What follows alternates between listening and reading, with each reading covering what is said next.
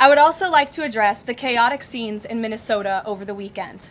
Nobody in the White House, including President Trump, wants to see people getting hurt or killed in America's streets.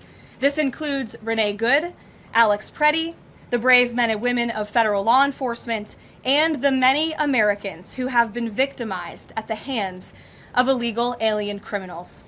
Saturday's shooting remains under active investigation by Homeland Security Investigations and the FBI. The Customs and Border Protection is also conducting their own internal review. As President Trump said yesterday, the administration is reviewing everything with respect to the shooting, and we will let that investigation play out. But let's be clear about the circumstances which led to that moment on Saturday.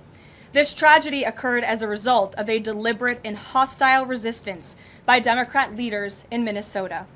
For weeks, Governor Walz and the Mayor Jacob Frey and other elected Democrats were spreading lies about federal law enforcement officers who are risking their lives daily to remove the worst criminal illegal aliens from our streets: murderers, rapists, pedophiles, human traffickers, and gang members.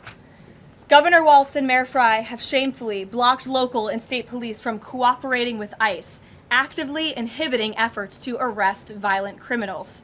They have also used their platforms to encourage left-wing agitators to stalk, record, confront, and obstruct federal officers who are just trying to lawfully perform their duties, which has created dangerous situations threatening both these officers and the general public and Minnesotans alike. This is precisely what unfolded in Minneapolis on Saturday morning. Obstructing federal law enforcement and inciting violence against officers is wrong and illegal. This used to be a universally accepted position in the United States. Amid the hysteria, we must remember how we got here to this moment today and what this Democrat opposition is about. Former President Joe Biden and the Democrats opened America's borders for 4 years, inviting tens of millions of illegal aliens from all over the world to flood into our country. Among them, violent criminals who terrorized American communities and have inflicted devastating, permanent pain and harm on law-abiding Americans and their families. Yet we never saw outrage from Democrats or their allies in the liberal media over these horrifying crimes against U.S. citizens. The pain of American angel families was ignored and dismissed because it undermined the Democrat narrative. Innocent Americans like Jocelyn Nungray, Laken Riley, and Rachel Morin are just a few of the many victims savagely murdered by illegal alien criminals. Earlier this month, an illegal alien from Mexico with a long criminal history who came into our country under Joe Biden's administration threw a baseball-sized stone at a school bus carrying children in New Jersey and fractured the skull of an 8-year-old innocent child. President Trump promised accountability to these American families by securing the border, deporting every illegal alien who has committed crimes, especially and most importantly, violent crimes. Nearly 80 million Americans voted for him to deliver on that very promise, and he is.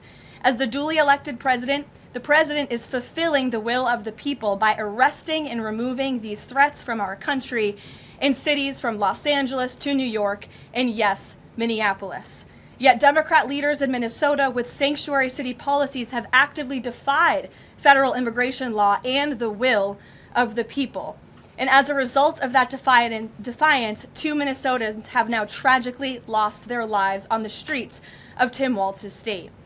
It is President Trump's hope and wish and demand for the resistance and chaos to end today. There has no doubt been selective outrage by the liberal biased media in picking and choosing victims and highlighting their stories. And as I've said, President Trump does not want any Americans to lose their lives in the streets of America and in American communities across the country. He believes what happened on Saturday is a tragedy, but every life is equal to President Trump, and that's why the lives of Laken Riley and Jocelyn Nungray continue to matter to him and be an utmost priority to him to this very day. And it's unfortunate that we did not see the same type of sensationalist media coverage over the tragic deaths of those innocent American women and girls across the country as we are in the wake of this tragedy that took place on Saturday. That's why President Trump spoke with Governor Walz directly this morning, and he has outlined a clear and simple path to restoring law and order in Minnesota. Number 1, Governor Walz, Mayor Frey, and all Democrat leaders should turn over all criminal illegal aliens currently incarcerated in their prisons and jails to federal authorities, along with any illegal aliens with active warrants or known criminal histories for immediate deportation. Number 2, state and local law enforcement must agree to turn over all illegal aliens who are arrested by local police. And then thirdly, local police must assist federal law enforcement in apprehending and detaining illegal aliens who are wanted for crimes, especially violent crimes. If Governor Walz and Mayor Frey implement these common sense cooperative measures that I will add have already been implemented in nearly every single other state across the country, Customs and Border Patrol will not be needed to support ICE on the ground in Minnesota. ICE and local law enforcement can peacefully work together, as they are effectively doing in so many other states and jurisdictions.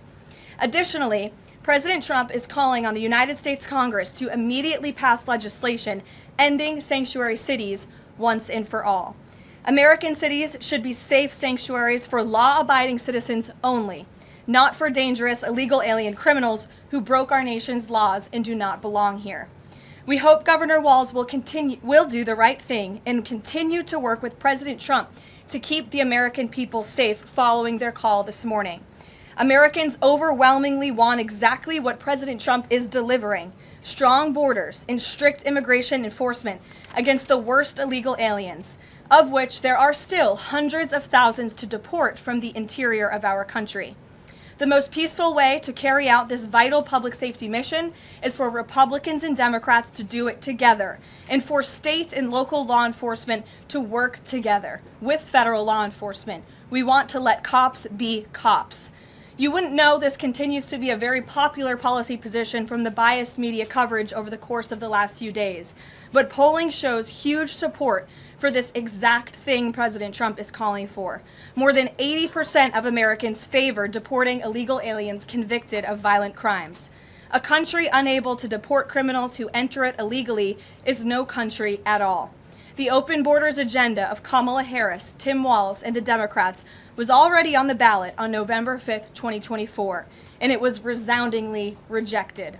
President Trump will never back down from his promise to deport violent criminal illegal aliens and make America safe again, and he welcomes all cooperation in that effort. Such dangerous rhetoric, as I pointed out, is exactly what has brought us to this position today, where you have elected Democrat officials across the country who are encouraging left-wing agitators and crazy people to go out and unlawfully obstruct lawful immigration enforcement. Again, these brave men and women of ICE and Border Patrol and the federal enforcement are just trying to do their jobs to enforce our nation's immigration laws and to go after the worst of the worst in this country. I would encourage everyone in this room, and I would encourage the Arizona Attorney General to look at the video of an ICE agent in Minneapolis. He was approached by left-wing agitators who were honking their horns and were screaming slurs at him, and he rolled down his window and he said, "What are you doing? I am out here trying to catch a child predator, somebody who has convicted crimes against an innocent child, and you are trying to obstruct me from doing my job." This rhetoric against ICE, comparing them to Nazi Gestapo, Donald Trump's police force, is despicable, it is shameful, and it is precisely what has led to the escalation of tensions in Minneapolis and in other places across the country. Mr. Homan is doing an exceptional job, and he has been working with Secretary Noem and President Trump over the course of the last year. Secretary Noem still has the utmost confidence and trust of the President of the United States, and she's continuing to oversee the entire Department of Homeland Security and all of the immigration enforcement that's taking place across the whole entire country. Of course, Secretary Noem is also in charge of FEMA, and we are in the wake of a brutal winter storm where hundreds of thousands of Americans have been impacted by that. So Border Czar Homan is in a unique position to drop everything and go to Minnesota to continue having these productive conversations with state and local officials, and I know that he's catching a plane in just a few hours to do just that at the request of the President. Homan is the point person for cooperating with state and local authorities and corresponding with them, again, to achieve this level of cooperation to subdue the chaos on the streets of Minneapolis. And I would just point out that Mr. Homan is someone who has been lauded for many, many decades for his experience working in law enforcement. In fact, this is a Washington Post headline from 9 years ago, 2016. Meet the man the White House has honored for deporting illegal immigrants. And I would remind everyone in this room that it was former President Barack Hussein Obama who awarded a medal to Mr. Homan. So he's obviously very qualified. He has the full trust and faith of the president.